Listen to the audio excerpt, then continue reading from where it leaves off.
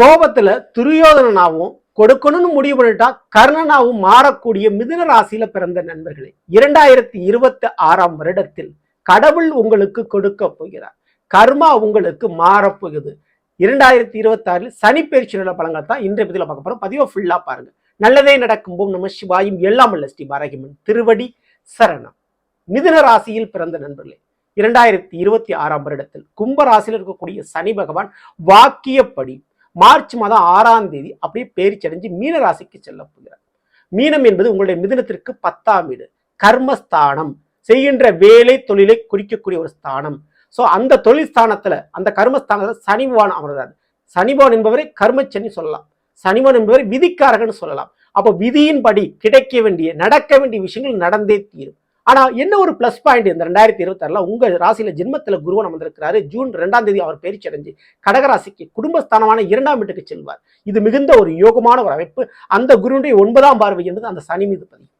அப்போ கடவுள் ஒரு பக்கம், இன்னொரு பக்கம் கர்மா என 2 விஷயங்கள் நடைபெற போது. அதுல முதல் விஷயம், 2 விஷயத்துல கவனத்தோட இருந்துங்க இந்த சனி பயிற்சி. என்னன்னா, புதுசா ஒரு கார் வண்டி வாகனம் வாங்குறேன், புதுசா ஒரு நிலபுலன்கள் சொத்து வாங்குறேன் அப்படின்றதுல கவனமா இருங்க.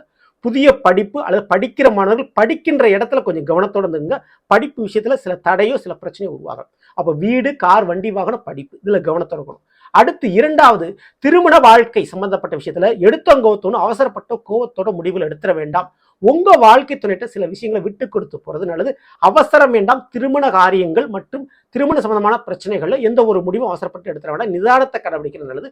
தவறான நபரை திருமணம் முடிச்சிட வேண்டாம். ஓகேங்களா? இதுல தெளிவா நீங்க இருந்துங்க. அதுவே கடவுள் கொடுப்பார். இதெல்லாம் கர்மா செய்யும். விதி நடிப்புல கர்மா இதுல இந்த 2 விஷயத்துல உங்களுக்கு பாதகம் பண்ணும்.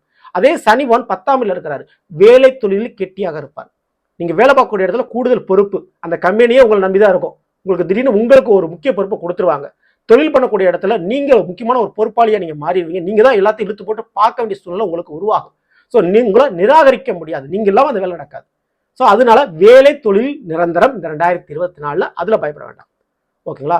மேலும் சனிவனுடைய 3ஆம் பார்வை அப்படின்றது 12ஆம் இடம் ரிஷபத்துல பதிகிறதுனால பெரிய செலவுகள் கண்டிப்பா குறையும். தேவையில்லாத அலைச்சல்கள், பயணங்கள் குறையும்.